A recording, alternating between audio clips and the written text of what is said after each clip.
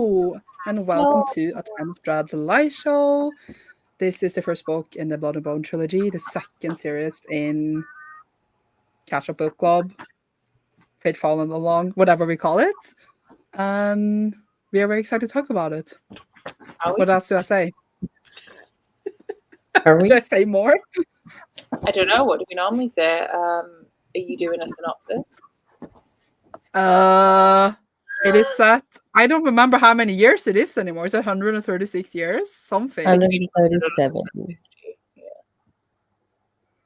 Almost. 136, 137. It doesn't matter.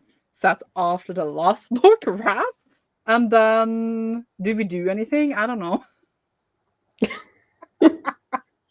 We have 4 POVs, which is a big change from the last series. Only following 4 characters. I'm sorry, I've just noticed that you use the thumbnail as the background and Zafina's just like really judging me from in between. She is. Yeah. And then stuff happens. So I guess we can start with normal thoughts first. Vish, you go first. You go. Okay. I gave it 4 stars. It was at first it was like, what was the point of this? And then I was like, oh, it's the same point, but on a lower scale. And I liked the tonal shift of it. It was like very eerie, culty vibes. It was good. I wish there was more POVs, which is crazy to say. Especially the giant POVs. There's only one. But yeah, I thought it was good. If you think about it, that's 25%. I mean, yeah, that's true. But like we had Ethlyn POV from her, maybe, you know. I do think we're going to get more considering how it ended, but I'm interested to see who it's going to be because I have no idea. Yeah, same. Yeah. I feel like I could predict one of them, but that's it.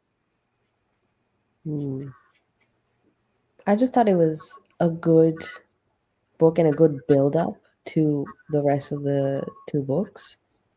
But I feel like it was just kind of copy-paste of the same plot on a lower scale. So it wasn't like too exciting. But hey, we were complaining about no plot twist in the last series, but look at this now.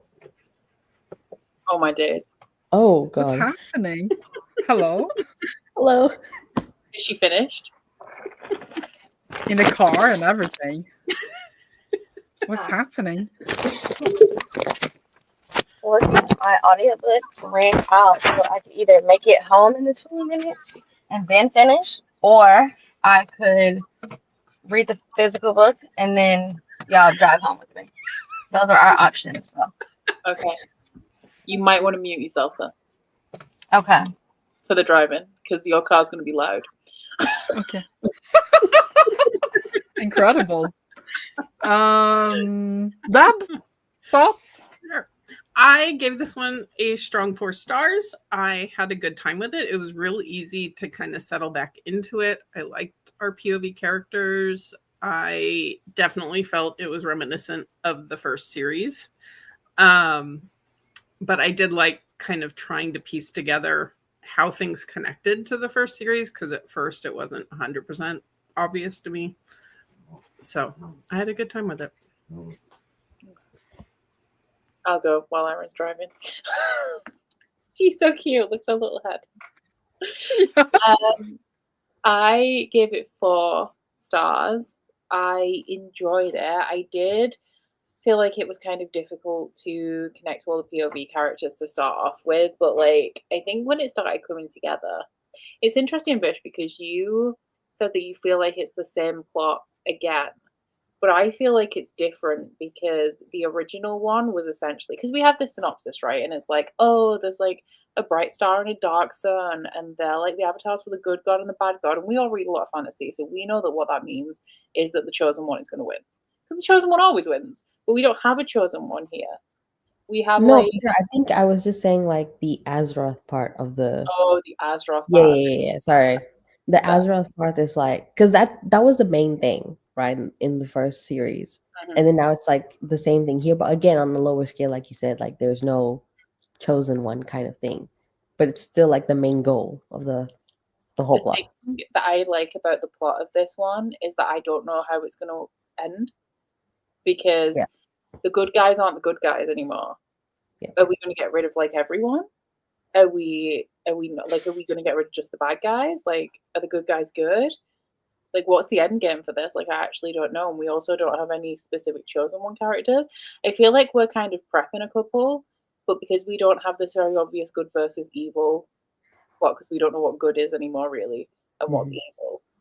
I don't really know where it's going. I was taken by surprise with how sinister this one was, in ways that I didn't expect, especially all of like the really icky, like predatory characters that we had in here. Was not really on my bingo board for this series, as well as like the experimentation situation that we had going on. At one point, it was giving Van Helsing vibes as well. Oh, yes. I did not expect that either. So I don't know. Maybe Jorgwin was watching Twilight when Yeah, I was thinking werewolves at one point with the claws and all of that going on. I'm sad because I told Aaron I had a really good theory about the claws and why people were all clawed up, and I was wrong. And I was sad because my theory was so good. You have to tell us your theory after. Yeah. Now I feel like the odd one out, because everyone gave it 4, but I give it a 3. There is, so I think, was Emily in the comments gave it a 2.75 to a 3. Emily is always right. Everyone else is wrong. Emily gave the rest of the books either. I was a bit bored, and then I was struggling to get into the characters, but I remember feeling like that about Malice as well. But I'm like, in the end, it was good, but I felt like for me, it was a bit too late. It was like very good in the end, but like before that, I was just like, can we just get to it? And then every character had a very little like role in the book, because I liked him from the get-go, but then we didn't get to see as much of him as I wanted to. But I am excited to read the rest. My favorite was Bleda, because like he was, forced to be like a ward, and then like I was waiting for him to become the bad guy in a way, but then it never happened. And then the only thing he did, it was like, I'm good with a bow and arrow, and I was like, great, and that's all he did. Yeah. Aaron, you did, so I'm waiting. I don't rate books anymore, but I really enjoyed it. Like, I had such a good time. It felt so good to be back in the Vanished Lands. Like, this is my version of cozy, like, in its entirety. I felt really, I loved, like, making the connections of, like, who is who and who's related to who and who's descendant of who. And I was texting Becca, like, every second. I was like, oh, my God, this person was mentioned. Oh, my God, this person was mentioned. I really enjoyed the characters from the beginning. Bleda and Drem, I love a sad boy. I'm like, oh, 2 young sad boys for me to love. Like, incredible. But I think by the end, Riv had really run me over. Like, I felt so connected to her story.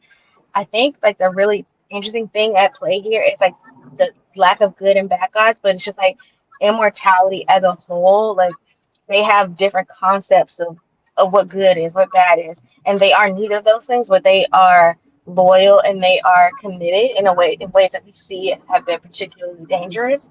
But I really enjoy all the different characters and how, like, everyone was kind of in somewhere different, doing something different, and not everyone was on the same page. Where I feel like in the first series, everyone was either one way or the other. It was very binary, and this one is like all the characters are existing like in some shade of gray as far as what they think about this epic battle. Also, I'm wondering, is Ilion ever going to come back? Because he really don't care about these people. Azeroth, he always around. I know. Oh, I'm wondering what the deal is with Azeroth now with the situation that happened, which we shouldn't get into yet because we're not in the spoiler section yet, actually, about it. But I guess, what's everyone's favourite perspective? Sandra, you've already said yours was Bleda? Bleda? Is that how you say his name? I didn't listen to the audiobook, so I don't know any of the pronunciations. Well, I wouldn't say favorite perspective. I want to say that my favorite perspective was, but I was more interested in Blood as a character, but then I felt like we didn't go anywhere with him. Yeah. I think mine was Drem, because he had the touch of autism to him, so I like him a lot. I think that thing of how he was like, well, my dad said that I shouldn't be rude and tell people when they're wrong. I was like, you literally just like, speak what for the hell is me, wrong with him? And I was like, oh. Yeah. And he my like, favorite was Drem too. yeah. Although I did like Riv or Reeve. The audiobook kept changing how it was pronouncing her name. So pick one or the other. Mine was also Drem. I feel like, because Aaron texted me early on and said that she felt like Bleda was going to be the new Corbin, and I feel like Drem is the new Corbin. Yeah. We're getting like he's going to be the hero. But I also really like Sig. I do have a confession to make, though. I was 3/4 of the way through the book before I realized that Sig wasn't Trig. Because I was like, oh my god, it's Trig. And then I was like, but why is she not talking about that little boy? Do you know the little boy that like had all the puppies? Like, why is she never talking about him? And then I got out Wrath and looked at the characters at the back. I was like, yes, Trig are different giants. And this is not the one that I thought that it was. So, But Sig was there. Fallen, Yeah, just Sig not. was there. Sig was kind of just at the end of the book because the Yeah. Jotunn Giants came in and they were like, we're not going to get involved. And then they came back right at the end of Wrath. And I think she was the one that bridged the gap between them. So, yeah. Her and someone else, I can't remember, who made all the armor and stuff. Oh, yeah. Maybe it was Is that it one. Varen? Is it Varen and like her? I can't remember. Yeah, because I was like, oh, is this the giant that, you know, everyone's like mourning over, but like, was he in the That makes other? so much sense because I was like, she's like, oh, Balin. I'm like, I don't know who Balin is. But yeah. But then I also thought she was Trig. So like I was very far away from connecting the dots anyway. Because I kept reading it. I was like, oh yeah, it's Trig. And I'm like, no, I'm sure she's called Trig, not Sig. And I'm like, maybe I'm just wrong. But I actually finally got the other book out and was like, no, it's different giant. Very different. But didn't Trig die? Yeah, I think she did. She like Trig died. Back up. Yeah. I think Trig died in Wrath. Yeah. I think while we were reading Wrath, but honestly, Trig was not a perspective that I was particularly connected to. And when we had like Quinn on his like revenge mission, that is definitely what I was paying more attention to than whatever Trig But was that is hilarious. doing. That's hilarious. Yeah. Also, his dad, Olin, was giving Mackin vibes for sure. Yes. I can see His that. dad was giving me a lot of vibes. I also had theories about I also had theories about his dad that weren't quite true. But is there anything we can cover before we get into like more spoilery territory? Not that it really matters at this point because we're like Trig's dead, guys. Sorry. Yeah. But that was the last book. But I mean, I guess you can. Didn't he say you can read this without having read the last one? I believe so. I know people have. Whether you should. That is so I feel weird. like you can, but you'd miss out a lot. I feel like Yeah, there's but recapping in this in a way as if you haven't read The Faithful and the Fallen. But I do think that if I'd have gone into this with it being quite a small book as well, I think I would have been very overwhelmed. Like, what are these angels and demons and things? Like, what's the But I also think that if you read this and haven't read the last one, you would be spoiled for the last book. You know? Oh, yeah. Oh, for sure. Yeah. Like if you read Air without having read Amber Nash's, you're going to be spoiled for how Amber Nash's ends. Mm. Yeah. The forward said for people coming back or their first time. We need someone here that have actually only read this. That would be so interesting. Lauren, I don't know why you would either, but some people tell me that they just read the Rainwild Chronicles in the Realm of the Eldling. So there's people like that out there, okay? There Why are. would you start there? Of all I think the biggest concern, if you started here, isn't even that you will be spoiled, because I think it's far enough removed and there's not as much detail about what happened that you would be fine. It's just that majority of the world building has already been done. All the world building is in the first series, which is why these are so much shorter. Oh yeah, that just makes sense actually. I think you can understand it just fine. but Yeah. I don't think it would hit the same because like those little moments of this was founded because of Gar and this and that, like that doesn't mean anything to you. And like Sig being like all these characters, it doesn't mean anything to you. So I don't think you would have as much enjoyment because part of the thing that you get out of reading a continuation of a series is how these things connect back to the previous world, how the connections and the things that are formed. Like you don't understand maybe why the Benelim and the Order of the Bright Star wouldn't be besties if they have the same enemy. You wouldn't understand like so much of the dynamics and like the power plays and all that. Like if you didn't do the homework, you might like it, but it wouldn't hit the same. I don't think. Who was your favorite perspective, Aaron? It was Red. I felt like every time it was Red, I was like, girl, what is going on? My sister, I'm like, are you a berserker? Like, what's happening? I like an angry woman. I like an evil woman. I like bad women. It really gets me going. And my good sister was getting it done. She was getting it done. She didn't let anything slide. As a person that's very confrontational and does not let things slide, I loved it. Loved it. I'm scared of Aaron would crash the car. That's like, Oh, that's different in the US. They drive for like 17 hours just for fun. I have been driving for 15 years. That's how long I'm having a license. So you're fine. I can do 3 things while I'm driving. Zaf, how was the 3 books that you've just been read? I'm not even gonna I'm gonna be so for real right now. I can't even like properly recall the other 3 because I sped through them. Yeah. But I will say this. I think this might be my favorite series that we've ever done. And I'm so upset. really? And I'm shocked. Well, okay, other than Game of Thrones. And like Realm of the Elderlings? Hello? No. Ravenhof Warriors, they got to come for hear you. me out. Certain Realm of the Elderlings books I really liked, especially the dragon ones. But like, I don't know how to explain it. I think if you like look at a lot of the past live shows we've done, the thing I would consistently say is like, I wish there was more fantasy. I wish I felt like there was more like magical, crazy stuff that was going on because it carried on feeling so grounded. And like the fantasy elements were like whimsical and like in the air, but it didn't feel as much like it was real.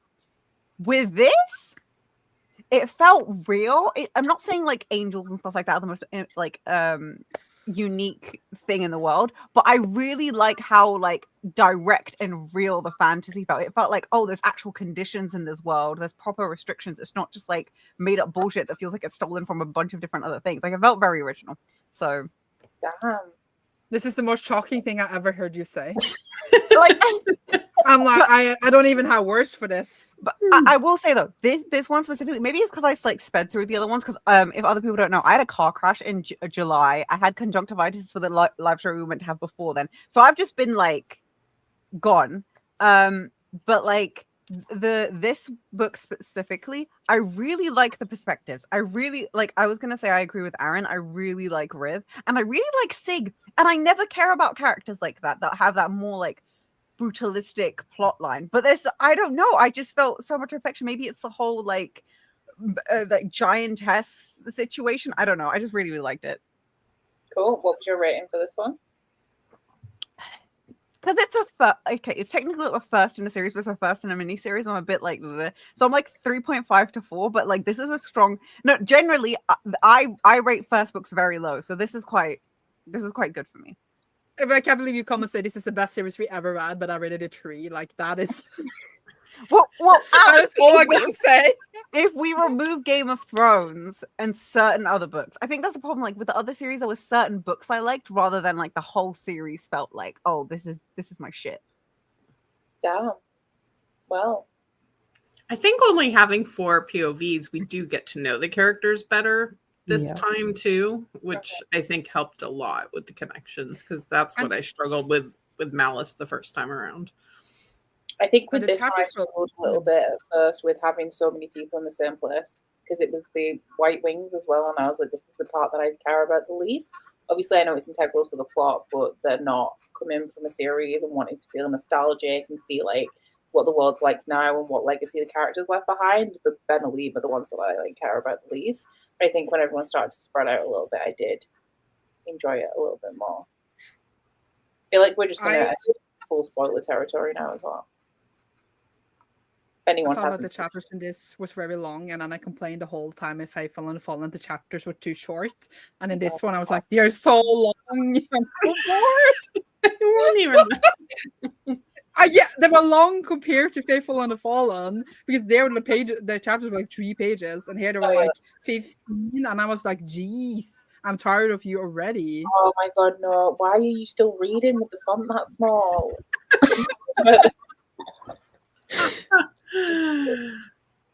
You muted. I like how I have many for ages, and the first thing you do is criticize my font size again. I will never be free. Look, your eyes will. Well, they won't thank me. You'll wish you'd listen to me when you get eye strain. I don't really know where to start with spoilers, actually. Does anyone have anything they're desperate to talk about? Sig. Well, yeah. Okay, go ahead. That was all. Rip. Well, Becca asked the other day whether we were going to have the same 4 POVs the entire way through, and then I got to the Sig moment. I said, "No, I guess not." Yeah. Or not. Yeah, I was actually shocked that we had plot twists for sure. Oh, we did. I'm like, whoa, John Gwynn, new thing here. Love that for you. I mean, it took him a long time to get to the plot twist in the fifth one with Fallen. So here he's like, he's been sitting on this one for a while. Oh crap! I know, I can't believe he's still alive. I'm surprised all of them are still alive. Like Alcyon. But Bill, why? Yeah. Alcyon was not there enough. No, Tane Yeah. as well, which is whose son is Tane? Is it Alcyon's son? Yeah, it's Alcyon. Yeah. He was around. So that was nice seeing the giant. How long do crows live? I mean, they're magic crows. I mean, he's definitely showing his age, I would say. So, however long it's been, that's about how long. Just gonna grab my What notes. What was your theory, Becca? Oh, never mind. My theory. Okay, so my theory was that because the people had claw marks on them, but they were also like killed by humans, and it was very obvious it was like signs of human. Woven claws? Is that what you were thinking? I thought it was the strap-on woven claws that Coraline had, and it was somebody doing that, and I was like, this feels like it could be a thing because it has precedent, but I'm like, who would be mimicking like Coraline and a bad guy and killing people with claws? That bit didn't quite make sense, and it ended up not being right anyway, but yeah, that was my theory. But then they ended up making like a mutant version of like woven claws, I guess. They did. Or like a person with woven features and claws. It was so weird. And the whole Van Helsing vampire thing. What was the point of that? Like, yeah, they had the flesh and blood of Azeroth. But is that like to replace Azeroth in like this war? Or is it like so they don't have to use a Starstone sword to like free him? What was the point of making, what was his name? Gula that way? I honestly can't tell you because I didn't understand that part. I was like, I don't know why it's happening. But that's what I was saying when we were talking about Azeroth being the big deal. I don't know whether Azeroth himself is going to be a big deal or whether it's that everyone is now Azeroth. And that's the problem. Because now the blood's spreading between them, so I imagine they're all imbued with a little bit of whatever Azeroth's hand gave them. I also think that this was very much like, it felt like so much setup, but then we only have 2 shorter books to wrap it up than last time. Like last time we had 3 books to wrap it up and they were much thicker. Now they're much smaller, etc. So I'm not saying that he won't be able to wrap it up, but now I feel like the conflict can't go as big, if you know what I mean. I am intrigued about how it's going to wrap up because like I said, I don't know how it ends. I feel like the good ending for the world would be that all of the Benalim and the Kadashim die or get sent back to where they came from. But I don't feel like there's enough space in 2 books for that. So I feel like we're going to be looking at an imperfect ending. But I don't know what that's going to look like. I'm kind of curious, and I might have missed something. So how come you don't like the Benalim stuff? In this book? Yeah. Well, because when I was going into this, obviously, and the thing that I was most interested about was how this series relates to the other series. So for me, the most interesting parts was like Corbin's legacy and what happened to them. So like when we got to the stuff with the Benalim, and because it also lays out in the synopsis that they're like a little bit corrupt and a little bit power hungry and nobody's quite happy with them. So it just wasn't as interesting to me. And then the thing, because when we meet Riv as well, she has this like idealistic notion of like, oh my god, the White Wings are so good, and I'm like, yeah, but they're not though. And I also found that the Sixth perspective was more interesting because she was a giant and we'd seen her before. And I liked that Drem provided a perspective from somewhere much further away. And I also thought that it was interesting with like the community, like we had horror vibes as well in his perspective with what was going on with that creepy small town. So I think that they were just like the least interesting for me. Okay, no, I can see that. I was just curious because to me, that's what kind of transcended the experience for me. Because you could see like the difference in, I'm going to say it's kind of like indoctrination of mindset between Riv and Blenda. I can't freaking say his name. Blada. I don't know why I carry on. For me, Blender. I don't know why my brain does that, but yeah. Like the difference between them, because one's a bit more self-aware, whilst one's like we see Riv go through a whole cycle, especially then at the end. So I found that then switching from that to a very grounded perspective with Drem was quite fascinating because it was like two very different polarizing situations happening. But I think again, because like I really wanted something fantastical, seeing the nitty-gritty of something like the horrible side of a fantastical like faction was really like fun, because usually like the factions aren't like they're this other thing, they're othered all the time, so there's like still levels of mystery and stuff like that around them in this kind of in books. But this just, I don't know, I just liked seeing how shitty they were. It just really like did something for me. Speaking of Benalim, I guess, what do we think of, I think because of the way that Aaron messaged his name to me, I think it's pronounced Cole in the audiobook. Yeah. What do we think about him? Creepy man. Creepy man. I don't know what was going on there. I was like, who is this? Yeah. I also have a theory about him, and also with Riv, because obviously at the end how she is like half Benalim. In my head, I'm like, is Cole her father? Because that would I be had that way thought too. creepier. I have that Like, thought. And Cole is her father from either her sister, like her sister is actually her mother, or like from her mom. That's also what I think, but I don't remember what the age gap is between them. I know, I think in her first chapter she says something about how old her sister is in comparison to her. But then it's also creepy because I don't know how old Riv is either, but I'm pretty sure it mentions that she's just starting her period in the book. She's young, I'm pretty so sure. She's also young. Yeah.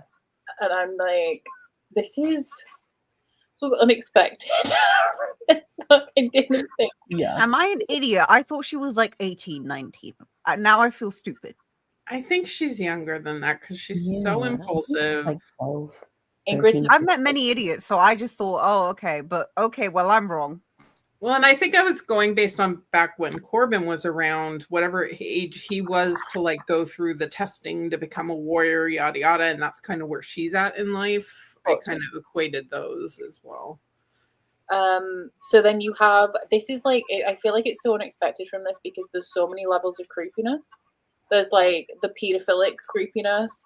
There's the predatory creepiness. There's the fact that he's also had a relationship with a sister. There's the fact that he may also be a father. And I'm just like, how many levels of creepy are we going to get here?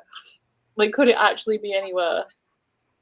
It kind of adds another layer to that whole part where Angel Guy was asking her, hey, like, do you know anything about like messed up relations? And she's like, oh. Sorry, that's my recounting of the event. You did so well. I did think like it was a little heavy-handed, her always not feeling well or feeling faint, and then her back's itching. Like it took a while to get to the point. Like I figured that part out sooner than Gwen was ready to let us in on it. It's like, okay, I get it. Her back's itchy. I know it's coming. It was giving Yeah, Crescent exactly. City as well with the chopping off of people's wings. I was having like trauma flashbacks. Yeah. Yeah, and she just wanted to fly too. I'm just like, yeah, soon. You'll be flying soon. I feel like it's weird how well everyone who was with her took it as well. Like in the epilogue bit, like her last chapter. Yeah. Like, Wait, oh, is it because they're not white wings? Because they're like grayish wings? Because that's what was going through my head. Because they're grayish. Maybe it's speaking to her being different from. Not like other girls. We have our chosen one. No, she's not like other angels, guys. She's a special angel. She's but a like duck. This is actually a good point in terms of if the series ends with everybody going back to where they came from, then there's still going to be the issue of all of the half-breeds, all of the half Benalim and half Kadashim around, and whether, because, and then are we going to have an argument of nature versus nurture, because the Kadashim halflings are all twisted and weird, but like Riv seems okay. But is that because she hasn't been raised by evil creatures, because she's been raised by actual like family? Is that why? Family is an interesting way to put it. Yeah. Well, was it explained because she saw like all the graves of the other children? Was it explained? Did they die naturally because they couldn't survive, or were they killed as babies? I think they were killed, but I don't think it was blatantly said. I feel like they have to have died naturally, because if they were killed, then they wouldn't have all made it to that safe place. That's why I wasn't sure. Because then the Benalim would know where people were taking all the dead babies, I think. Is it the obvious? Or if they were just headstones without an actual body there, because they're, I don't know. Okay. That's what I was wondering. What killed them? Do you think it was just like a biological thing, or do you think it was like in birth or something? Well, and they don't become non-human looking until they're her age. You hit puberty. So it's not like human women can't birth angels. That does make sense, actually, why it was significant that her period was mentioned. Yeah. As her wings like coming out at the same time. But then I also think that that's weird that that's how they would... You'd expect them to be born with wings, I feel. So maybe when your eggs start releasing, that's when your wings start releasing. Who knows, you know? Like, biological differences be that way. Did you guys miss me?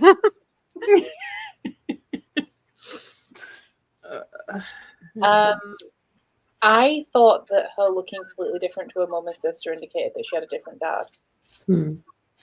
But I don't know. Did they ever explain if like that's hello, Aaron?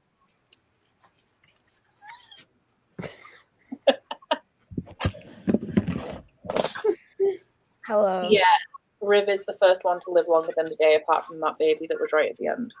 Yeah. But also, like in the epilogue, how she was like, "Oh, I need to tell the Lord Protector about all the bad things," but then she sprouts wing and she's like, "Yay!" Yeah, and not ashamed of herself. Who was with her? Like, how would she be ashamed? No, I meant like her logical thinking of like, "Oh my God, this is wrong," but she doesn't think that she's wrong. No, she's like a half breed, but like she thinks the relations are wrong. Aaron's a Riv apologist. No, I'm not saying like it's correct that she should feel that way. It's jarring how it went from she was going to go report something, crazy shit happened, her mom gets murdered, and then like boom, she wakes up and she has wings and everyone's like, yay, this is great. And it was a very quick tone shift. So I feel like, I'm not gonna lie, initially when I was reading it, a part of me was like, is she dreaming? Like, did she just dream that she's like got wings and everybody's happy and dandy about it? Because it was very like emotionally jarring how the tone just shifted so quickly. I don't think that's what she was really going to tell him, though. I think she was going to tell him about the coup and the inner workings of how they were like factions divided. That's what I think she was going to tell him, because she at the time she didn't know about the, you know, I'm not gonna call them half breeds, that's derogatory, but like the hybrids, she didn't really know about that. And I was wondering at what point her sister and her mother were going to tell her what was going on, or if they even knew, actually, because we're hypothesizing that she might be her sister's kid. Yeah. But maybe she's not. Maybe, like Jenny said, they just found her and they didn't know what she was. But then, but they know about the coup. But maybe that's to protect the sister. Who is her dad, though? That's what I want to know. Who is her father? What if it's Elion? Oh, no. We're gonna make him come back in the story somehow. And that's why she lives longer than the rest. I'm trying to find out how old her sister is. He wasn't. I think she's probably like mid-30s or something, because like she's a general and the sister's a trainee, and this is a world where you like become an adult at like 13, 14.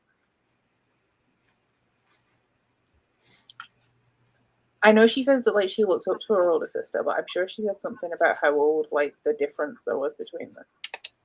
Because I also think in the dynamics, the sister gives more mom vibes than the mom. Like whenever she has a problem, whenever there's something wrong, she's running to the sister. She's running to the sister. Anything is going on, it's to the sister, which isn't, out of a sibling dynamic. But even when it comes to protecting her and defending her, like I forgot they had a mom. I was like, oh, is the mom dead too? And then she just popped back up. I was like, oh, guess not. Yeah, we were theorizing that the sister could be the mom. Like actually, I don't think that guy was helping them get out. That wasn't the vibe that I got. Was he was very sketchy, but he was saying what he needed to say to get them out so that they could be acquired. That was the vibe that I got. Because I thought he was a nice guy that got murdered to protect somebody's secret. And like it was clear that Ashley was in his faction, in Cole's faction.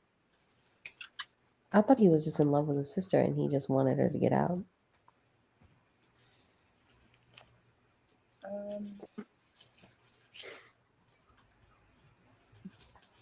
This is a very weird book. Why can we not escape weird familial relationships? That's why fair. must there Because always it's the be medieval times. This is not medieval times. There's angels and giants. Like I mean, but it's still medieval. The vibes. Apart from the bit where we stole the shield wall from the Romans. Yeah. I found the bit where she's first talking to her sister. But also, Rebecca. What? Both my copies of book 1 and book 2 are 460 pages. 60? Yeah, mine is 450 as well. But oh no, I know what it is. When I got the page counts, it's the page counts including the extra content, which is like 492. So I was like, that's 500 pages. But it's actually like the actual content of the books is like 450. But I didn't look at that because I looked on Amazon and the page count. oh yeah, I haven't read the extra story thing. I did. Only read it if you want to. It doesn't have anything important in it. Yeah. I'll read What it before the excerpt next one. story? Mine didn't have it. Mine just has an excerpt from Malice. Mine also just have an excerpt from Alice. It's a 15-page short story following Corbin 7 years after. Yeah, because the US edition, this is the ones that I have, they always Orbit puts like a chapter or 2 chapters of another Orbit title in the back. So mine has like 2 other first chapters from other I series. put the short story and then the first chapter of the next book as well. Is it because you have the new one? Yeah, I think it's just the new copy. Probably. I was e-reading it, so. Do you like guys like the new or the old the most? I like the old copies. I around like soon. what Becca's got because it matches the other ones. But I think that's the issue though. For me. Yeah. Yeah, I think same. it's fine that they don't match completely because it's like a new series. I prefer the covers of the old ones, but the spine matches and the spine's what I stare at all day, so I got the new ones. Patricia, this is my first time reading this series. Same. What does your spine look like, Sandra? Imagine if she just turned around and showed you her back. That's what I thought was going to happen. Yeah, I'm glad that I got these because the spines match and that's obviously what I see on my bookshelf all day. None of the covers are particularly nice, so it doesn't really matter. Yeah, it's just a fight and Coraline giving birth, pretty much. Yeah. Also on the earlier, whether it's 132 or 137 pages or years later, it starts at 132 and then chapter 2 goes to 137. So both were correct. Who's next then in the list? Drum. Yeah, how did we feel about Drem's Home Alone stunt? I liked it. It was. Home Alone stunt is a way to put it. I didn't expect that, honestly. I really didn't did? know what the plan was. He's like, I'm gonna go home, and I'm like, and do what exactly? Like, you have no way out of this situation. You're just gonna sit there, but no, he's not. Sorry, Ingrid just read us so hard. River 16 says so on the second page of her first chapter. Damn, we're We're trying dumb. to figure out how old the sister is. No, we How were big talking is No, we were trying to figure out how old Riv yeah. was. because we were talking about the levels of creepiness with Cole and how it's that she's underage. He's had a relationship with her sister. He might be her dad. Like the levels of creepy. Okay. Here's where my bias, maybe my problematic nature comes in. Because at first I was going for it. I'm not gonna lie. Same. I was going for it until I Oh, found so out. creepy. And I like an old man. What can I say? No, I so like a man in a position of authority. This is who I am. I do for know me, it was like it's like for me. I acknowledged it was messed up, and it wasn't like I was shipping it. I was not shipping it. I was like, everything here is messed up. All these people suck, apart from these like poor like indoctrinated bled up. Sorry, I can't remember messing up his name. Him and Riv, and I'm like, oh my god, everyone else sucks. Well, obviously not Drivel, so, but you know what I mean. Like the non-narrative characters, I was just like, all these people are horrible. Oh, I love this. I can't wait to see her like switch up the situation. But that obviously as things progressed, I was like, this. And then again, like that creepy conversation, and he's like touching her lips and shit like that. Bro. Yeah, I was like, ooh. Wait, no. I was not like, ooh. I was like, ooh. I was like, I was going ooh, for this it is wrong. until I saw the dynamic with the sister, and I was like, oh my god, Becca, is he her dad? Is this your father? Yeah. I wondered if he had like some sort of actual ability, like a magic that made them all unable to resist him. Like he just seemed Okay, to now have he's just charm fine, charismatic. coming out of everything. And that Is line he? where she said stay away from Riv, and he was like, you didn't complain, and I was like, ooh, Yeah. you are disgusting. So at this point, I think the Bentley right now are worse than the Kadashim. Like I just feel like this took a hard left turn, and Jungwon like really like went for it in this plot line because I was not expecting it at all. I'm sorry. It wasn't when they went to these people and they snatched up the son and the mom and dropped the heads of her two other children from her. Said, "I'm taking your son, so make sure you act right." And I was like, telling oh. everyone that they won the war. I mean, like, excuse me, you just came in last minute. That's very like typical fantasy shit. Okay, like I was used to seeing that shit. I wasn't as like, okay, when that whole thing happened with the heads and stuff, I was like, yo, I like this. Not saying I like what's happening, but as a reader, I'm enjoying that they're messed up because it's like, yes, there's costs to this world. These mythical creatures actually know how much power they have over people and they are not afraid to use it. Thus, the dynamics become more interesting. So when that one, I was like, okay, slay. Not literally, but like, oh. And then Also literally. well, they did, but then like going on when it, I think the main thing for me that kind of switched stuff up was when they started talking about the breeding stuff. I was like, ooh, you're like, again, I love this, not in the situation as a reader. I'm like, I love this, but I was just like, this is like where it's starting to approach a line for me right now, because obviously I don't like racism. And I was just like, my malice towards them was growing to the point where I was like, fuck these guys, fuck these guys, fuck these guys. Malice, that word was used so often, and it was like you could tell it was malice with a capital M every time that it was used. I'm like, I see what you're doing, John. I see what you're doing. It was really good. But I feel like that's the thing, like, especially even like in real world situations, it's meant to be like when you're in a faith, like, this is again nothing against religious people, I'm just talking about this fantasy scenario, but when you're in a faith, usually that's seen as the correct thing, that's order, that's good, and then anything that is your own choice, your own autonomy, your own deviances, that's bad. And so like that's where I'm also just like, again, it could be like maybe we think the Kadashim are bad because we've been told they're bad, and don't get me wrong, they might do they do bad things, but it's like no one's perfect. Clearly, it's just like, just because the person who's your abuser is pretty doesn't change the fact that they're your abuser. Yeah, I don't think that we ever were supposed to think that Ben and Lim were good. It's just No. because they were fighting who we knew to be bad. Yeah. Yeah. They were on our They were allies, collective side, you know. not friends. And now the world is way too reliant on. For me, in 2 books, the world is way too reliant on the Benelim to get rid of them. In 2 books, because like the humans, you only have the Order of the Bright Star, and like they're doing okay. I mean, you have the I was about to say the White Walkers, Lord. What are they? The White Cloaks, the White Wings. But the White Wings are the Benelim. Like no, the White Wings are people. Well, yeah, but the White Wings are the followers of the Benelim. Oh, right, yeah. They're the indoctrinated army of the Benelim. So, like, I don't know. Hence White Wings. Unless you can, unindoctrinate them really and even quickly. if you could, you're not going to indoctrinate all of them. Some of them are still going to stand with the Benelim, so you're only going to get like a small amount of them away from them. So what, is Riv going to start like the Order of the Grey Wings now? Maybe. No, her and Blitter are gonna hunch, and then she's gonna have an army of the horse folk, the Dothraki. Yeah, that's what I was literally thinking. What's hunch? Have sex? Oh. Oh God. Somebody clip that. That was like a lost in translation from American to English, I think. Oh my God, y'all don't say hunch when you're trying to not be, vulgar. That was the most unattractive way you could have said that. What do you say? Smash. Yeah. Bang. Clapping cheeks. Normally with like the Maybe not with that. Okay.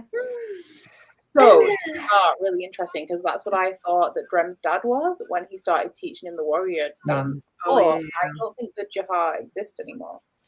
I think they're like mingled with the White Wings and the Order of the Bright Star, like mingled in there. Because the White Wings are like classed as like 100 each, like captain of 100, and like the Jahar were the 100.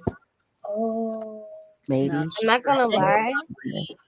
The Order of the Bright Star follow the fighting style of the Jahar, but I don't think the Jahar themselves exist. And I was thinking about this because I was like, okay, they don't have a purpose because their purpose was to do the Bright Star stuff and like protect the Bright Star and like orchestrate the prophecy.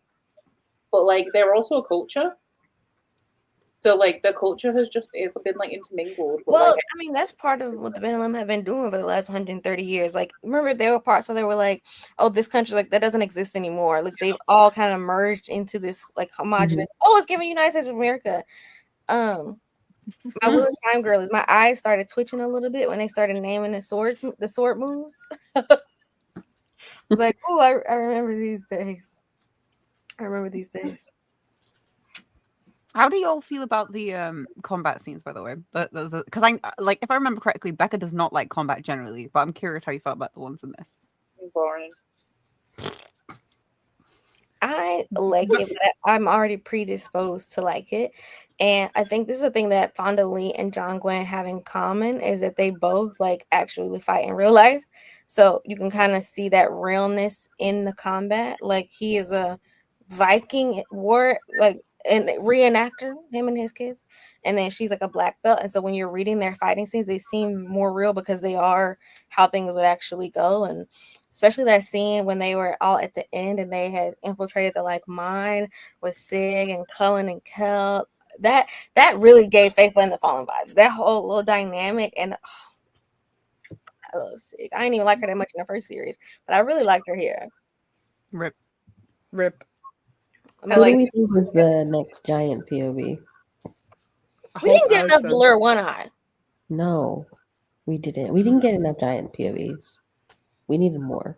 What about Tan? Maybe. We've already had Alcyon, right? We had him in the last one. Yeah. What if we get that one giant? What's his name that was teaching him the kids the class about that war of Varen's Fall? That's Alcyon. Was it? It's either Alcyon or Bale or One Eye. One's in the White Wing and one's in the No, it was Alcyon. Bright Star, but I can't remember which is which. We barely got more. Alcyon and Sense of Humor, those didn't really go together to me. Yeah, it wasn't him. Also, I could tell John was watching Game of Thrones when he wrote this, when they That's when they took the dragon out of the water and they made it an ice dragon. And so now they have the evil Cataclysm giant. Haven't we noticed there's a trend every time we read these books? And there's always some shit that's like, this is giving Game of Thrones. Like, because everything is giving Game of Thrones. Everything apart from Hob. Literally, apart from Hob. She was like, it is Alcyon. Alcyon's in Drossel with the Land in the Land of the Circle.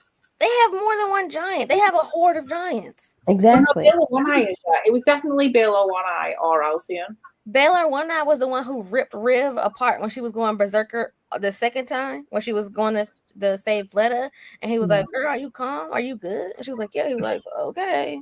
It was just Alcyon, really. Yeah, I sure it was Alcyon. Okay, well, maybe, I guess. Also, I need Jen to die stat. I don't even know where she is now. I need her to be killed quickly. Who? Bleda's fiance that she loves say my patrol. Oh, Jin? yeah. Yes, Jin? kill her. Jin? Jin, yeah. Off with their head. Wow. To be honest, this is gonna sound mean, but like, when after they were like meant to get engaged or whatever, and then she was like, Bleda was like, "Oh, she started touching me, and my stomach started feeling you." And she's older than him. No, but like the second that like, oh, they were meant to be engaged, then she suddenly all up in his grill, touching his shoulders and shit like that. I was like, fuck this. I hate this. Nah, because this is I call bullshit. Because how the hell are you in an indoctrinated situation, and now suddenly when your indoctrinators are like, you're gonna smash, then you're like, oh, because she's what evil is and this? conniving, but not in the way that I like. Real.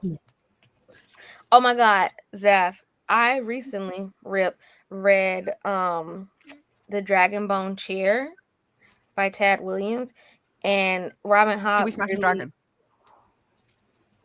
No. Oh. Yes, but no. Robin Hobb really said, "Oh, I can write this better," and it is almost exactly Assassin's Apprentice. Wow. It's very close. Sandra's there. It's very close. And Christopher Paolini was just like, "Hey." Yeah. And then he wrote Aragon, apparently. That's the 90s, isn't it? The Dragonbone Chair, the early 90s? 88. Yeah. And you can see a lot of the Game of Thrones and like what it pulled from it as well as Assassin's Apprentice. It's like, wow. I need to read this. What the hell, 1988, dude? I wasn't allowed to join. For your own sake. You can join for the last one. You just have to read them all before. You don't want to. It's not good. Wait, how many books are in this series? 3. Technically 3, but the third book is so long that it's split into 2.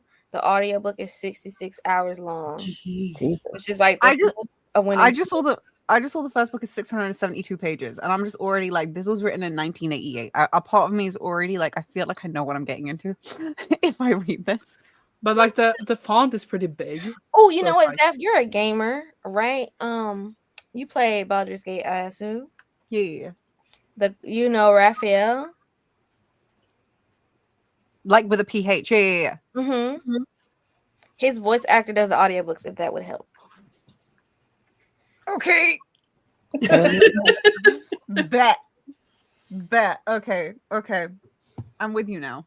Mm-hmm. So for drama, I guess we need to get into the genetic mutilation, no modification of it all. Mm-hmm. Huh? The genetic modification of the Kadashim and the monsters that they're making under the hill. Oh yeah. Yeah, that was fun.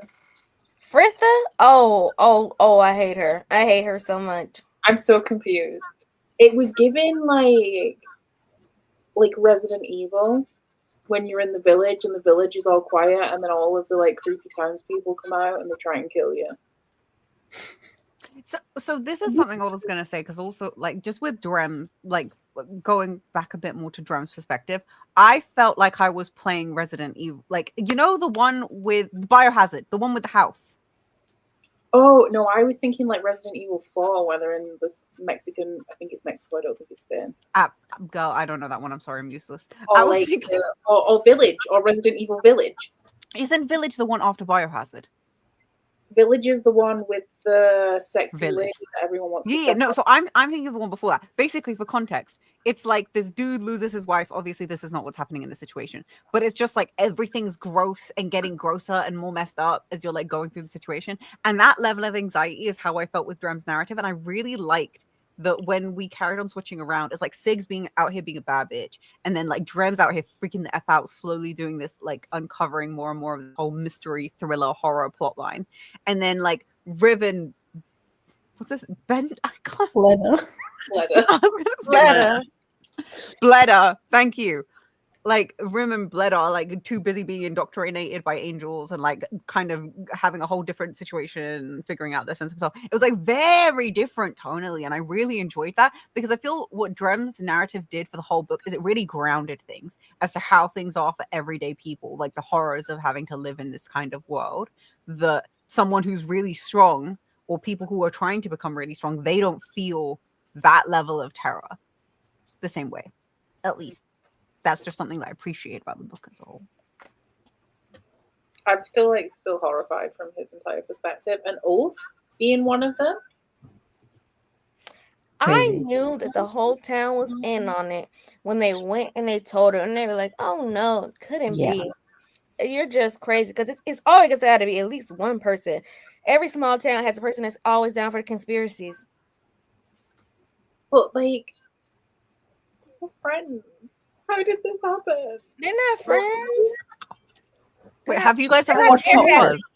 Literally, they walk to their home and everybody get mauled. People like, "Who the hell are you?" That is true, actually. When they went home and her granddad came out and was like, "What are you doing?" That was creepy. The whole thing was creepy. It was giving The Hills Have Eyes. No, I was thinking about that too. No, have you guys watched Hot Fuzz? This is like funny because it's a funny movie. Vaguely, a long time ago. Okay, but no, Hot Fuzz is okay. It's funny. It's not obviously this is not funny, but it's a similar principle where like everyone else, basically almost everyone else in the town is freaking weird. And then it's just like you're the one trying to fit. Like the police officer is the one. I think it's Simon Pegg or whoever. He's like figuring out what the hell is going on. It's funny as frick. I highly recommend it. But it was just that kind of uneasy tone that this town's freaky. And suddenly everyone was bald was the real horror. Because what do you mean? Yeah. What do you mean? I'm into the bold thing. Okay. Only with the beard. If you look like an egg, it won't work. That was so you're into Keld, the huntsman, then. He's missing some fingers. I can't get down with that. Oh yeah, okay. He's got a dog there. Only one. Because the other one's dead. Right. Criteria is 2. If too many people around you are dying, I can't get involved because that means you're probably next, and I might catch a stray. So. Cullen, though, I like him. So I was about to say I love a bold man with no. Oh no, not Souls again. I know it's been almost a year, but I haven't recovered. Real fantasy lovers know. But no. Why did they kill the grandfather? Was he not in on it, or was he just becoming a liability, or did they say? I also had a theory that Pepper was the bear. That was also a theory Rebecca. I didn't know how it was going to work, but when it was like, oh, there was a massive hole missing in the house and she wasn't there, and the fact that her dog was the one that was in the woods being eaten by the bat and the guy was there, I was like, maybe the dog went into the woods following her and she is the bear. But no. It's really sad that his dad ended up dying because he wanted to save this evil ass girl. Yeah. Women. Well, I mean, we knew that he wasn't long for this world. It's the same with Riv's mom. Like, parents do not parents. Okay, I wanted him to survive. Yeah, same. One thing that really stood out to me, and this is a staple across all John Gwen works. He loves being a dad so much. He loves being a dad because I feel like in fantasy in general, they either don't have parents, they're dead, they're orphans, or the parents are evil despots or whatever, or there's only any affection from the mom. The dads in John Gwen books, they love being dads down. They don't play about their sons. Like they had the same moment where we had with Thorin. No, I'm thinking about Thorin Oakenshield. whatever Corbin's dad's name was in that first book, we had the same scene kind of here when the boys in the fighting fields like had attacked Corbin, and Corbin's like, you know, use your words, use your words. The dad was like, use your words. And then he went there, he's like, what happened to using your words? Well, sometimes you just got to beat people up. Yeah. And then that's what happened with Trim and Odin. It was such a cute moment, and just all the familiar relationships, they're mostly portrayed in a really positive way across all his series. Like when we get to the next one with Orca and the dad, and it's just there's so much emotional connection. Like you can see, like from the first time that we see Drim and his dad, how close they are with one another, like this bond that they have, like living like 6 months out of the year. And at one point I thought Drim was a lot younger than he was because of the dynamic with his dad, especially in like the world like this where you're like a man at like 13, 14. But then we found out he's like 21 and his dad still does not play about him. Like it was really nice to see like that dynamic, and I was like, it warms my heart because this is a John Gwen special. Like you don't really see these types of like familiar dynamics, I feel like, in a lot of fantasy books. They generally men, like, especially I don't know why this association with grimdark generally is that your family is shit. Like generally it's like your family's shit, and if your family's good they're gonna die. And it's just like, don't get me wrong, that still happens, but like it's still it's refreshing because it also makes you feel like there's something to fight for. I think one of the biggest gripes I've had, again, with a lot of books that we've read, which is probably what makes another thing that makes this stand out a bit more, is it actually feels like we're fighting for something rather than just survival. Meanwhile, a lot of books you're just fighting to be living, breathing, as opposed to like there's actual bits of like goodness or like relationships that actually make it worth like fighting for. So that was quite refreshing, I find. It's a shame that he kills all the great father figures that yeah, well, sometimes you've got to do certain things, but at least if they exist, that means there is more that can exist again in the future. Wow, that was very optimistic. Look, yeah, my main thing is like I don't like nihilism, and I feel like this is the problem with a lot of grimdark fantasies. Is this classified grimdark? No. Okay, a problem with a lot of dark fantasies is that like they sometimes get very nihilistic because they don't give you something to care about other than just like the character survival. And I feel like, to me, I want to see you have gone through some semblance of something good, because then I feel like, okay, now I understand what drives you further than just survival. And I don't know, I found that quite nice. And that's why I think I like Riv's character so much, maybe because she's so young, but she's so passionate that I feel like, okay, no, there's a fire up her ass. I want to see what she does with it. She's our Veritas. I just realized she's our Veritas. Bletta, you've infected me. Bletta is our Corbin. No, isn't Dram the Corbin? Yeah. I can see that argument, but to me, it gives more Bletta vibes because Bletta is about to unite the clans. He's about to unite the horse people and the Grey Wings. But Bletta was just like Bowman, isn't he? Like he's more like, what was his name? Cornell. Yeah, but he didn't have as big a role. The one that ended up. Is anybody else shocked that Adana married Connell? Yeah, I said that too. I don't remember that. That is kind of Connell, I think. Yeah, we spoke about this in Wrath. I'm like, what is this? What is happening? And also, no one brought up how Connell was Black Sun first before coming to the Bright Star at the end. We know history is written by the victors, honey. That was not a thing. That wasn't there. She likes herself shadow daddy. But I wanted Bletta to be more interesting, but I think Dram is definitely more Corbin. I would say that Dram is like the Corbin figure, especially now that we know that he's related to Corwin and my man Veratus. Veratus! I know, I missed him so much. I missed my boyfriend! Even mentioned him for like 2/3 of this book. Like, we had to wait forever to find out whether him and Corwin got married. Excuse me, that's my man. Like, did you say whether Veritas and Corbin got married? I can't believe Veritas and Corbin got married. That is amazing. And had a baby. I mean, that's pretty impressive. You called Corwin Veritas' beard as well. Oh. I mean, I literally was like, when Sig said there's only 3 people in my 700 years, I was like, damn, girl, you old.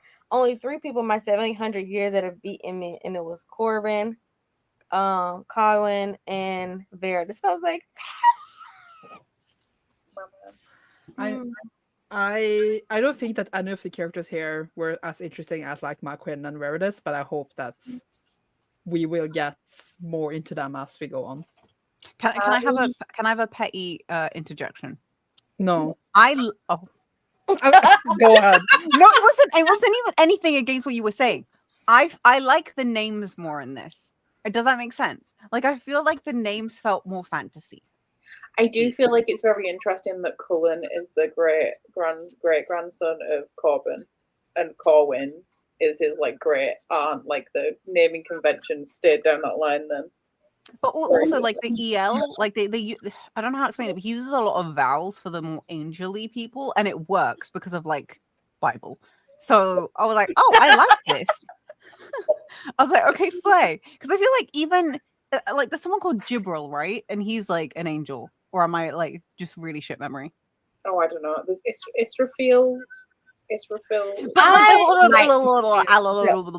Like AEIOU. Like there's a lot of that, and I'm like, oh, I love this. Like it's giving angel, it's giving whimsy, it's giving like idea I feel like of something. not enough authors do that. Like that's one thing I think Brandon Sanderson does really well, specifically in Stormlight, where like this world has very specific naming conventions tied to different types of people, different depending on where you're from.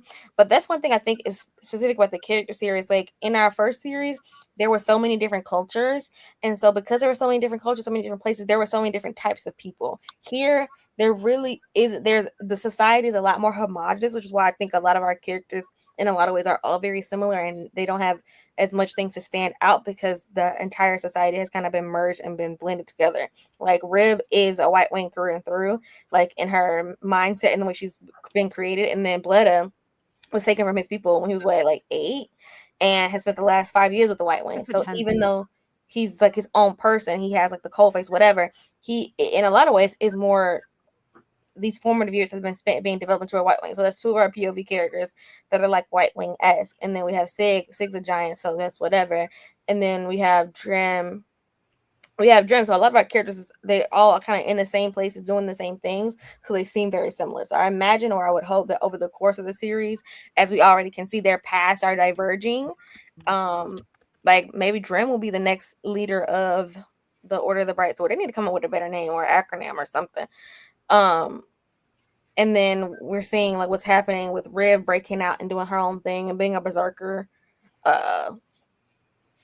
That's an interesting point, actually. What about her rage issues? I don't think that's because she's an angel. Because, well, I was like, the other angels don't seem to be berserkers. Do you think it has something to do with her being mixed or like not completely pure? And so like that might have. I don't get me wrong. I'm not trying to. This is in a fantasy context. Maybe she has calcium. The angels are all ragey, but they've had immortality to control it. See, that's the thing, but also because she's blended. I can say the word, and it's not me saying the name wrong. Because of that, it's like that human element also plays a part into why they don't want like Istera blah blah blah blah whatever hot angel guy who's an asshole. Him. Israfil. Yeah, thank you. That maybe that's why he gave that whole spiel about like why he doesn't like they don't want the blood to be diluted, because the purity of the angel blood or whatever has like some sanctity where it actually maybe like you can have more full control of yourself. So if it's diluted with other things like just pure mortals or God forbid Kudashim or whatever, then it's like your GG's, like you're not going to have like full control of yourself or full autonomy because like maybe the blood itself is incompatible. I'm just throwing it out there. But also she's a human girl going through puberty and spreading wings at the same time. Yeah. Like you can kind of see where maybe some of this makes sense. Like if I started bleeding out of my cooch and then also like there's a whole situation happening with my back, I also would probably lose my shit. There's old babies that died as well, which implies that there's something genetically that's not really stable there. I don't know if the babies were dying so much as the babies were being killed. See, no, because we said I think that the babies died naturally because they're in a safe space. And if the Benelli knew that safe space was there, then Riv and the woman with the baby wouldn't be safe. Because the Benelli would know that it existed. I thought that they took the women there to birth and the baby died. You know what this makes me think of? In the most weird way. If anyone who's read Aragon, there's this part where, like, spoilers, like the dragons have like this inner like soul core circle thing in them, and like a bunch of them were like preserved in this secret space, and that was like hidden from the bad guys, so the bad guys couldn't know that like all of these powers of these dragons are still like retained in some special space, because then it kept everyone safe. So part of me was like, oh, that like maybe a similar principle applies to this whole birthing sad babies died place.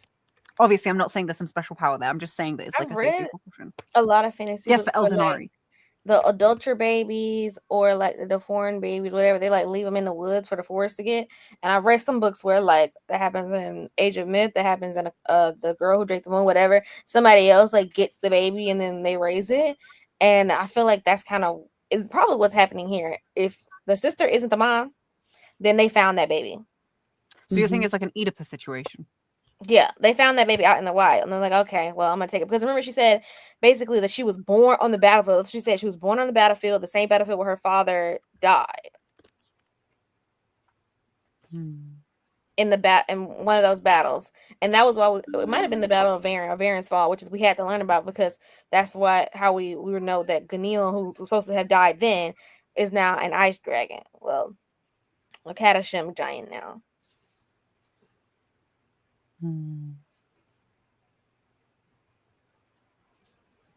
That's a good point. Why don't the giants have sex with the humans and we could have like half giants? We had one in the main series. Slow. Now we have Syrup gives rip. Full circle, we come back to Trig. Hate her still. Glad she's dead. Becca didn't remember she was dead. Yeah, she thought Sig Yeah, was I thought Sig was Trig. And so I got like 2/3 of the way through the book, and then I looked at the glossary. And She's not old enough. Sig said, baby, I'm 700. I'm seasoned. Also, I love Hammer. I really hope we see more of Hammer. Who's going to be Hammer's like guardian now? Grab. I hope so. Hopefully Drem, maybe. Or maybe like Cullen. What about the white bear? Because I don't know why they're so shocked by the white bear. Because they were talking about how like it wasn't meant to be there. Are you talking about that part? Or yeah, and how they're like, oh, this is big. Like we've seen the bears that giants ride, and this is really big. That's probably a manufactured bear that they created in the Demon Factory. But they sent it. I think the bear was just collateral damage to everything else that was going on, because I think the bear was just around. They were blaming all the killings and the maulings on bears and wolves that were not. But then they did catch the bear and brought the bear in, and then Drem let it go. Mm-hmm. But do you think it was Wolf that caught the bear? So maybe it's like a manufactured one. Okay, but do you think that maybe it's like something's going on elsewhere? Oh my god, Ambush, that would have been so fun. It's given like, isn't there a series? Is it Game of Thrones? Probably. That is like something that's making all the animals like really weird. No, it's not Game of Thrones. But that's the thing that we see in a lot of series. Like when they mention it here, like when the forest is quiet, you don't hear any chirping, any birds, you know it's about to be danger ahead, because even the critters got away.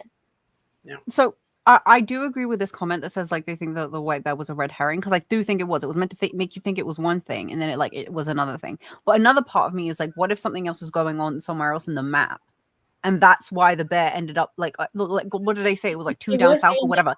Even by giant standards, this is a big bear.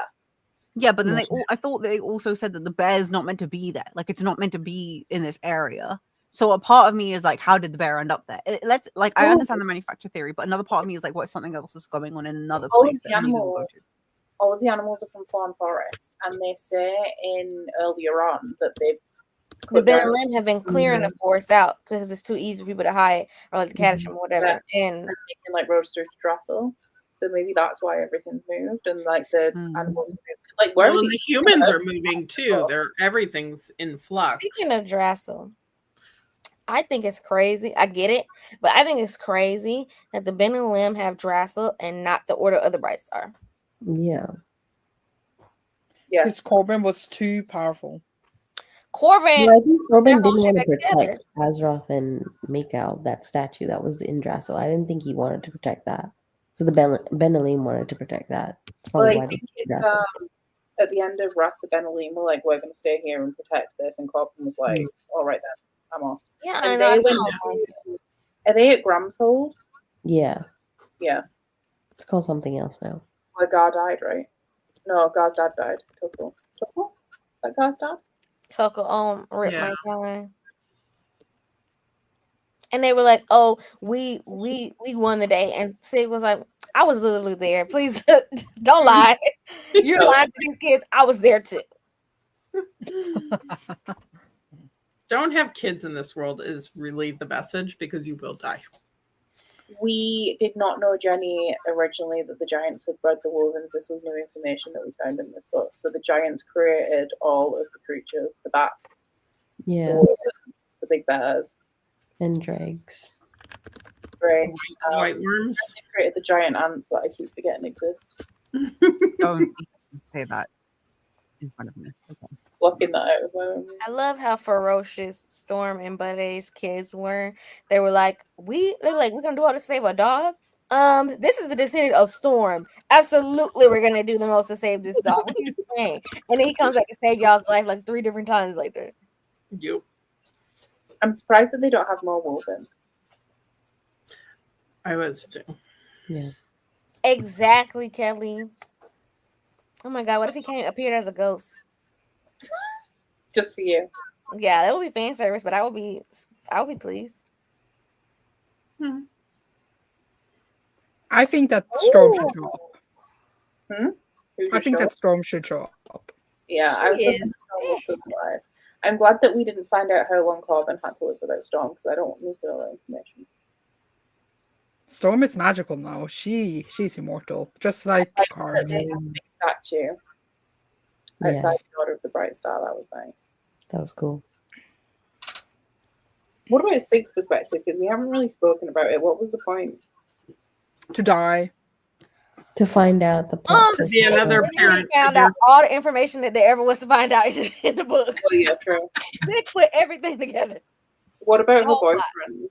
I think she was like the connection to like the other books, like the past timeline, compared to the other perspectives. She found out the plot with the Catachem, and then she also is the thing that gets Drim to everybody else.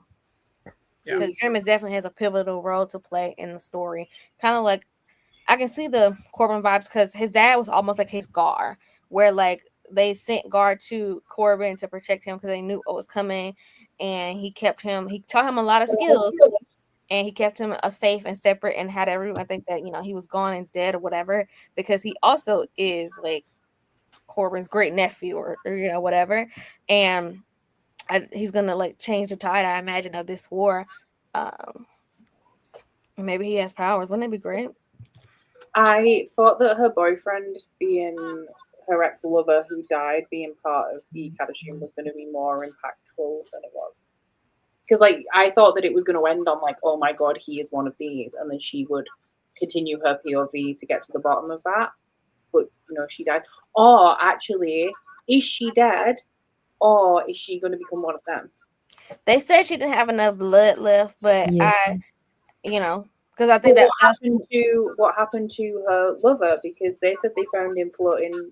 He was drowning, so he would have still had all his blood in his body. He just would have been filled up. That was before, because when they were talking about the blood, that was using the vampire way of turning them. He wasn't turned like that because the vampires didn't exist then. That's new, with their hands in the back.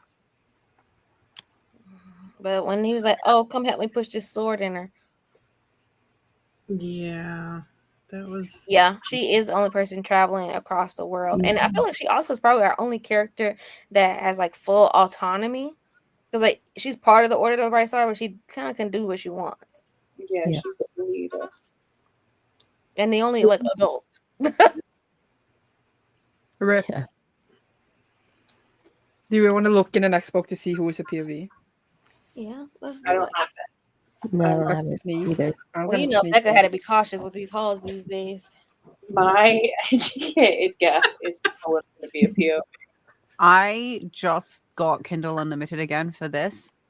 So, because I was like, I don't know, like the first series I thought was good, but I've learned my lesson in the sense that I wait now until I've actually read the whole series to see, and if it's on Kindle Unlimited, I'll read it all that way. Then I'll buy a physical copy. But I really liked this, so I think I'm going to buy the rest of them physically. Oh my god! Yes, I saw it at the same time as you. What? Wait, what? Oh my The god! POV, it's Fritta. Yes. So we start with Dram, then Riv, and then it's like Fritta. this. I was so shocked. What? Who else do we have? I'm Still have looking. Rib, still have Drink. Oh my Then god. Bleda. Then Fritta. And she got a lot of fucking chapters too. Ooh. Maybe she's like an undercover agent. Is Fritta want to replace Sig? That is insane. John, you could have did literally anything and you chose to do this. That's super interesting though, because she's on the inside of all of the like. It's so much Fritta, guys. Every It's so other much. chapter, pretty much. Oh, Yes, it is. Wow. Maybe she's an undercover agent.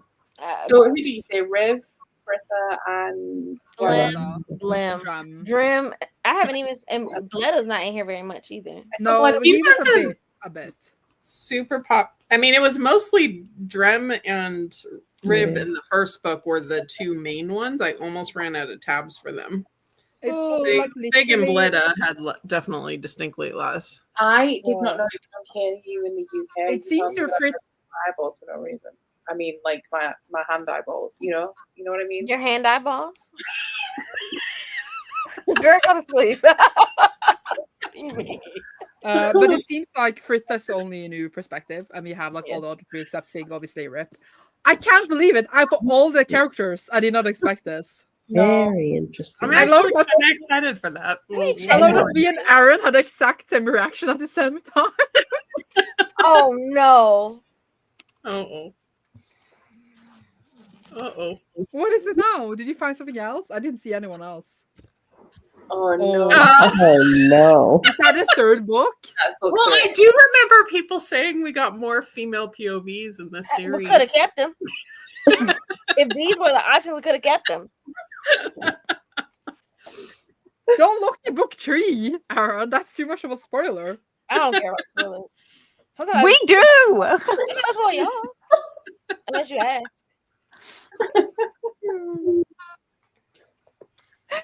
Anybody? We get a lot of Bleda in this book. I told y'all he's the main character. Do you have anything else for us to cover in the chat for this book? Rip All In or whatever his name was called. Mm. That's all I got to say. And Sig. Aaron mentioned it Rip earlier is that they fulfilled. Gone too used a lot slow. of like. He's dead too. And Daff, the mom. Yeah. Nobody really cares saw about her. her. He was an absentee parent. Because she's not the mom. But I am actually surprised that he's only keeping it at 4 POVs. Like, Yeah. I expected him to expand like he did in his other series. Sam. So He now wanted new POVs, so he had to kill someone off. I'm honestly a bit disappointed. I wanted like 50 POVs again. Well, he maybe heard some of the complaints about there being too many POVs, differing opinions, but Yeah, but damn, 4? narrow down. Yeah, four is a 4. distinct shift. It is interesting, I agree. What if the plot twist is that the Katashim are the good guys? They're not. I think what we learned is nobody is ever a good guy. Yeah. Except that's for okay. Turban. The Order of the Bright Star. Yeah. But at first, I was scared that the Order of the Bright Star would be like White Corrupt. Cloaks. But I think that it's more the white wing people that are the White Cloaks. What do you mean white clothes? Becca, I need you Wheel to of read Time. Blood Song so bad. Oh. I need you to read Blood Song so bad. Oh, I don't have that book. I've got a different book by Anthony Ryan. Blood Like Song Empire? is your 5-star audit wrapped up in a fucking bow.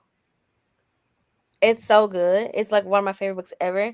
It's all the things that we already like. Oh, Valen now Sorna. My God, what a It man. might be The Waking Fire. That's the next series we read. Blood Song. Oh no, that's not the next series. We all know the next series.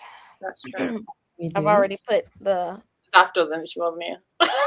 Oh wait, I wasn't here either. I'm just, hold on. Depending on when it was, I either had conjunctivitis or I was I was recovering from a car accident. So Wait, I don't know the next series either. I'm just talking about my manifestation. Did I manifest right? Did I I don't know. manifest? Did you? put it in the private chat if you don't want to We reveal can it yet. we can end the live and then we can talk about this. It's fine. Yeah, Hi, y'all. We don't want to talk to any of you anymore. No, I want to talk to everyone because I think everyone's been very Oh, illuminating. Thank you no. for giving us hope. No. Oh, good.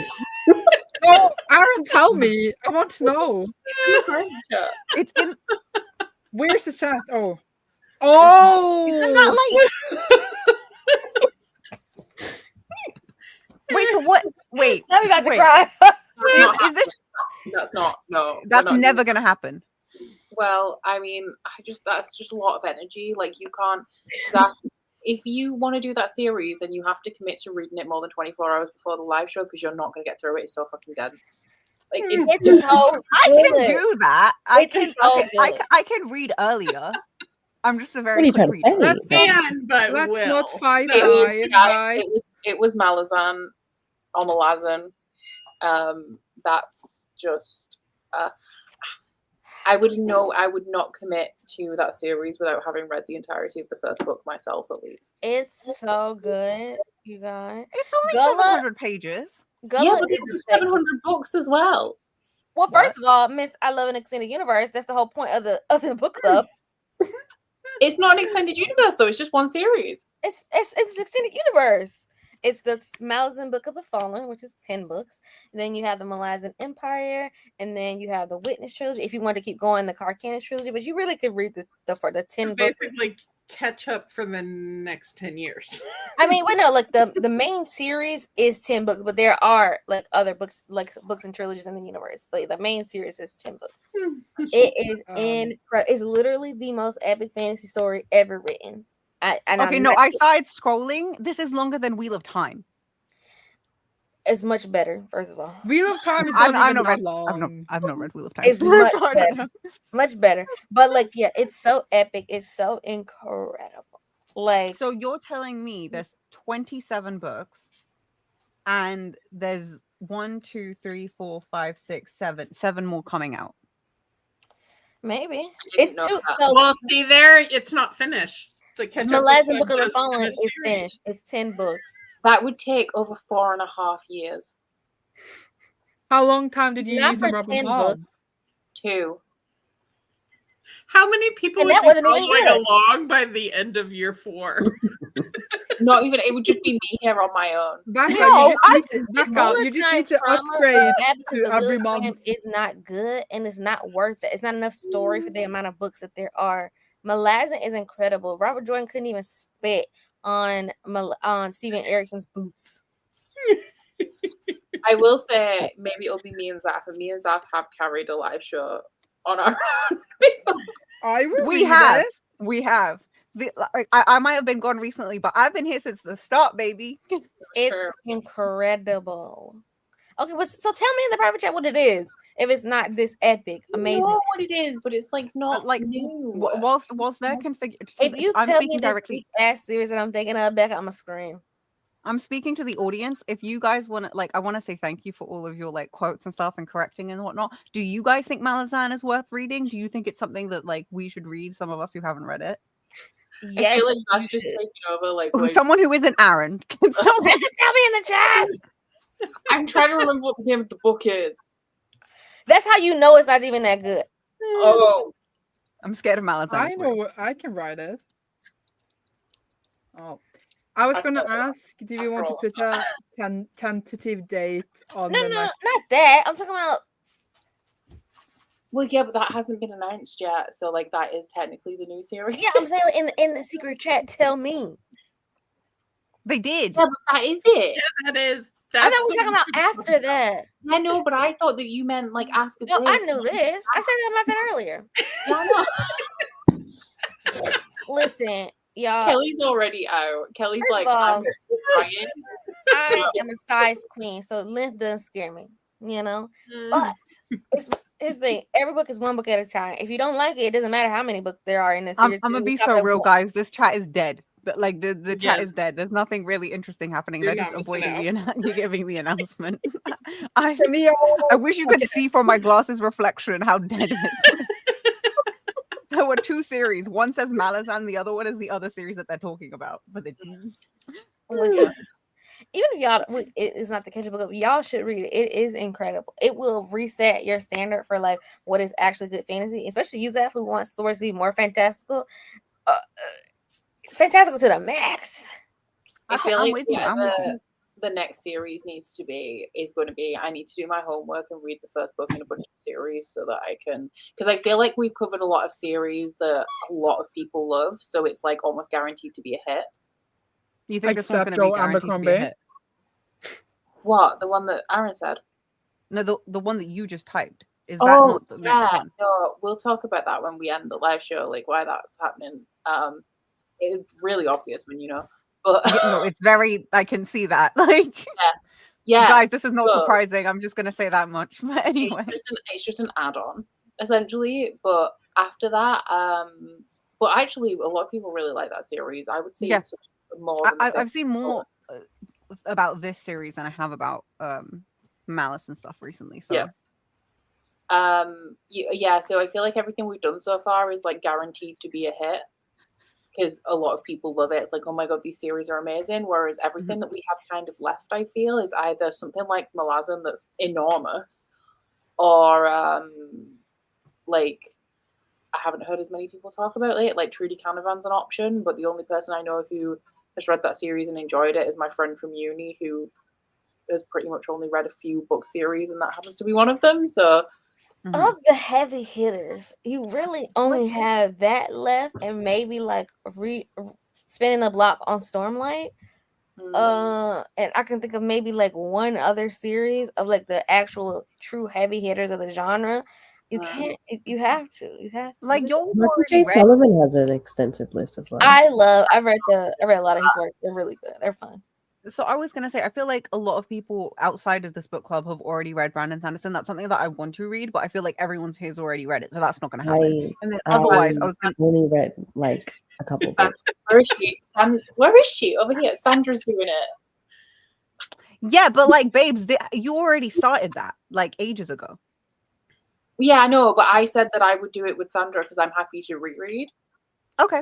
Wait, have you not already done it? I thought you already started. Cosmere. Yeah, she started her reread in July of 2024 with the first half of Way of Kings, and it has not progressed since. Her receipts. Well, yeah, like Brandon Sanderson is something I'm interested in reading, and I feel like another thing that I think people did do like Witcher, but we know how much I love Witcher. I would gladly go through Witcher, but I don't know how. Next year, after Vampire Academy and Bloodlines are done, we are doing Cosmere, and I forced Becca to join, and it's going to be a grand time. Okay. Yeah, because I said I can reread, and like I said, I'm not rereading Mistborn Era 2, so I'll just dip for that trilogy and like, that's totally fine.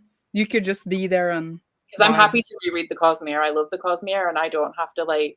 What do you have? Only like one book left in Era 2? You have what, one book left in Era 2? Yeah, but I couldn't tell you a single thing that happened. You need to read it after Rhythm of War, though. I know, that's why I haven't read it. I'm seeing people say Brandon Sanderson, so that's already very promising. And that was at least one person said Witcher, so that's very nice to hear. I mean, Sandra is always looking for hosts for read-alongs. So I'm right here, Sandra. You can take me.